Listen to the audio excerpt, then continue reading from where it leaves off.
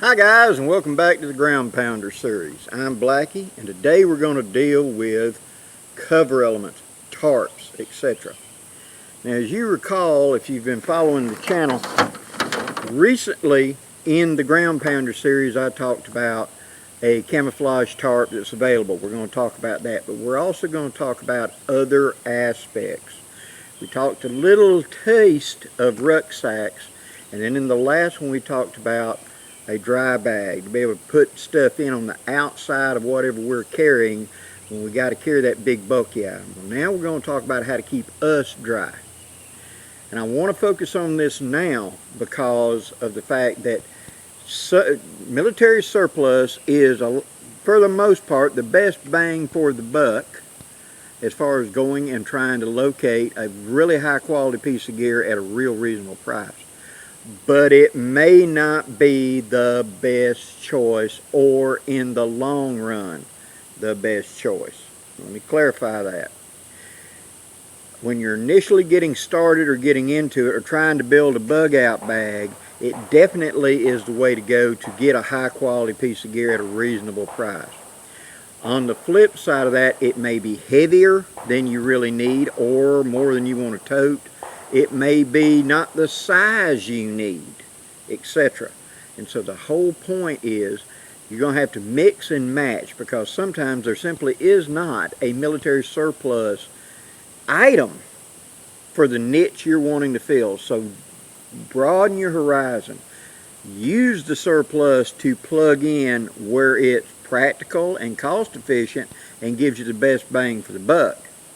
But at the same time, don't be afraid to step outside of that box if there's actually a commercially available something at a price you can afford that'll do a better job, be lighter, etc. And so we're going to talk today about tarps.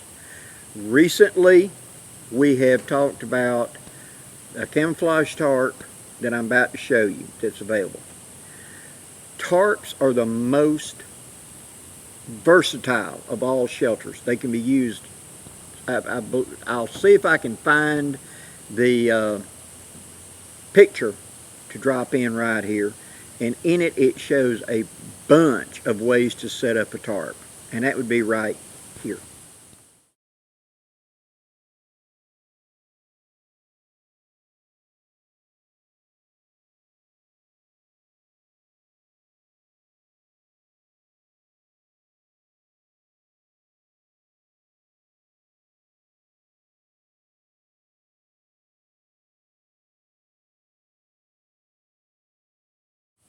Tarps give us the maximum amount of variation. Now, along that, I also threw in some pictures of me with various tarp setups. So the tarp that we showed recently was this tarp, and this tarp is in a Marine Corps Murpat, and then on the inside of it, it's a separate desert tan color right there. This is a standard size tarp. These tarps are going for about $25 each at the surplus place that I spoke of, and their contact will be down in the description box. Also, slightly smaller, a little more versatile in certain ways, you have a U.S. Army sil nylon poncho that's available. I used a poncho as a tarp for most of my early career, but I did not use a nice light sil nylon like that. What I had was this big heavy vinyl. This is double the weight of this. Yes, they're durable, yes, they're tough, but you really don't want to wear it for a poncho in our heat down here, because you'll just sweat as much underneath as on top. But as a tarp, it did really, really well, and it's held up all these years. Coming outside of the military application, this is a tarp from Onewind that I've got. It's light, it's sil nylon. This has got the stakes, cords, guy lines, everything in there. That's complete kit ready to go right there. And that is actually a little bit heavier than this, comparable to this, pretty close. They're getting awful close, and definitely lighter than this. But this is a 12-foot tarp. This is like 12 by 10 feet when you open it up. It gives me much more coverage in my space. And then finally in here, the emergency reusable space blanket. Don't want to discount that, so let's discuss this right quick. What each one of these brings to the table. Let's start with the emergency reusable space blanket. With its side being reflective, it's great for signaling. And if you're making this to be a bug out bag and you guys are out west, and I may get marooned because of blizzard or something like that, sandstorm out in the middle of nowhere, and need aircraft to see me if they're looking for me, the orange would be the way to go. Now they also make these in green as well as reflective, but if you ask me, it's kind of the shiny reflective side defeats the camouflage. You see what I'm saying? So I would prefer to just go ahead and get it in orange and use it as a signaling device as well as being a quick put up tarp and etc.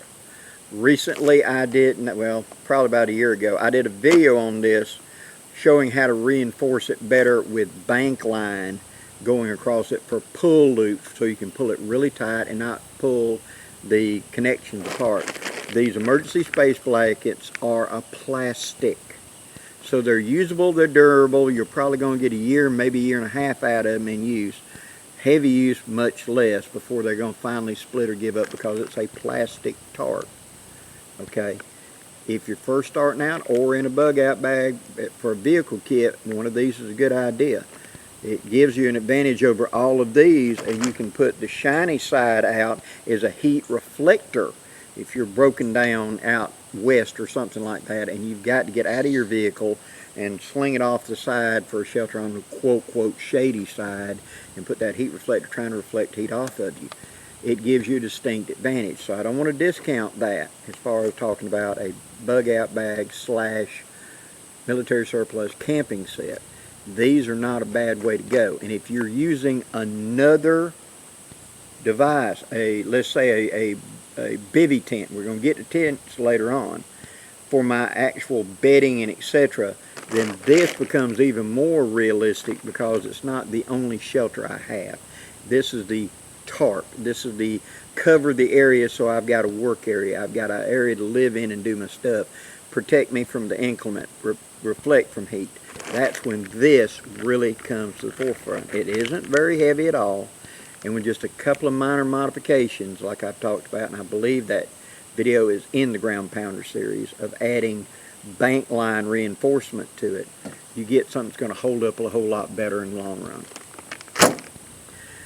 Okay, the big heavy U.S. Army ponchos, you're just about not going to be able to find the U.S. Army heavy vinyl poncho like this. However, there were German ponchos made up until the 90s, and you can know what you're looking at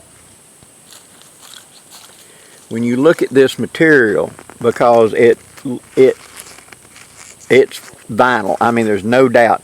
You see how it's kind of shiny around the edges when you look at it and etc.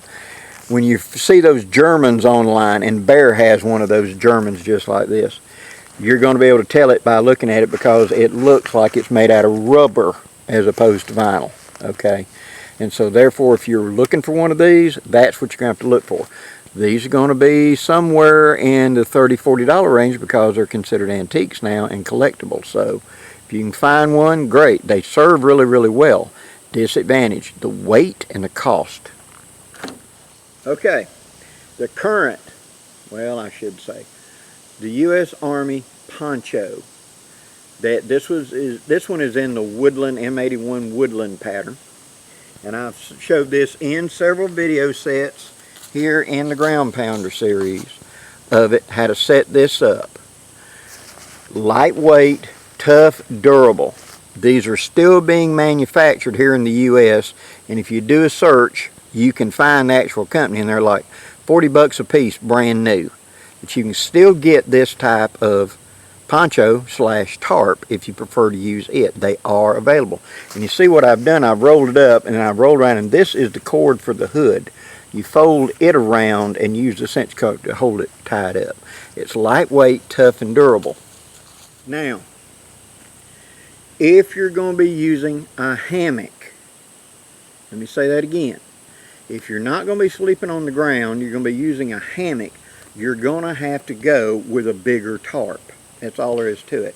Because the ponchos are too short. The ends of your hammock are going to stick out and rain will run into your hammock. Even the military one here, this one that I'm talking about that comes from Kaufman's, that's the current one, they're $25 a piece. You can make this work if you don't have terrible big hammock by putting it on a diamond diagonal and letting 2 points go to the ground and 2 points on a ridge line on that kind of pie wedge shape. It will cover the average size hammock. But if it's a bigger hammock, it's not going to cover it. It's not going to give you adequate coverage. You're going to get wet. That's the reason. That's when you start talking about getting one of the modern ones. Now, this one I recommend from Onewind. If you go look at the Onewind outdoor site, they have tarps, and you look around when they have a sale on, and a lot of times you can get a sil nylon tarp with stakes, guidelines, and everything for a really good price. Okay, somewhere in the $40, $45, $50 range. So something like this. This is lighter than those two, comparable to this, and definitely this is lighter than this. But this gives you a much bigger coverage area. So if I'm wanting the big porch, if I'm wanting to be in a hammock and get up off the ground, which I recommend, and we'll get to hammocks later on, something like this is the way to go. It's better to invest your money in this than the military surplus for that, because in the long run it's going to give me a bigger coverage area and I can sleep better in a hammock. This also works for a ground set. I can set it up almost like a tent. This particular one, and you'll see it when you go to the sites, you can set it up as a flat tarp, but the ends fold like this and hook to connections on the cross. They're designed that to close off the ends of a hammock. You could set it up on the ground that way, simply pulling those doors in and staking them on a ridge line, and have a tent that you can sit up in. You'd have like 4.5 feet of ground clearance in the middle of it, and it would be about this wide, about 48 inches wide down there, easily fully enclosing you in inclement weather. So this, again, the tarp is the most adaptable. I can have it wide open. I can put it on a ridge line and set it out flat as just a sunshade, so I can do it. I can drop one side down and then let it help catch the breeze and circulate the breeze around me. I can drop one side down to block that cool wind. See, with the reflective tarp, I can put the shiny side of the inside in wintertime to help absorb, take the heat from a fire and reflect down on me. See, all of these gives you a great advantage. And finally, the actual tarp that I've already showed in videos. These are $25 a piece. They're tough. They give me a more than adequate coverage for ground pounding. They will cover a regular size hammock on the diagonal, like I was talking about, and you can also take these in multiple configurations, like my recent video of snapping two of them together to make into other shelters. Now that's the distinct advantage of the military over the civilian, is the fact they come designed with snaps, so I can attach another one of these to make an even bigger tent. Like I spoke of in that video, I had a crappy one like this that I'm using for a ground cloth. I was able to hook to this and put it up there and make a back wall, so I got a bigger area and I've got more coverage from that side, and I've got a leaf tick to be able to sleep on. So two of these makes a very nice shelter system, especially if one's not so good and one's really good. I can utilize them. But the distinct advantage of the military surplus is they're designed to have snaps, loops, hooks, something that they go together, and therefore would be a distinct advantage over the civilian market. You're going to need a tarp at some point in your camping experience. It gives you such advantage. Yes, the little and we're going to get to that, stealth shelters and the little bitty small bivvies and things like that. There are superior sleeping tent. They give you bug protection, a waterproof bathtub foot on it, etc. So the ground can get wet and I'll stay dry. Yeah, all of those are very true. But you got to sit in the tent is the only place you can be unless you got some sort of tarp to put me in an outdoor area where I can function. I can get out there and run my little cook stove or something and be out of it. Otherwise, it's sleeping in the tube or being out in the rain. See what I'm saying? A small bivvy slash stealth tent and a U.S. Army poncho would be a great combination, because this becomes then rain gear and becomes the auxiliary tarp area beside of my little stealth tent. You see what I'm saying? It's a force multiplier. It gives me greater movement, greater flexibility in each camp set. And that's why everybody needs a tarp of some kind in their kit. That's why I recommend them. And like I say, if you have nothing else right now and you're wanting to start out, the military surplus ones down there at Kaufman's at $25 is a really good starting point. This will get you started, and from this you can grow in other directions. That's my 2 cents on it. Thank you for watching, guys. If you've enjoyed this content, please hit that like, share, and subscribe. I'd really appreciate it. And there'll be more coming in the Ground Pounder series. Till next time, guys, I'm Blackie, wishing you safe journeys. Have a great day, guys.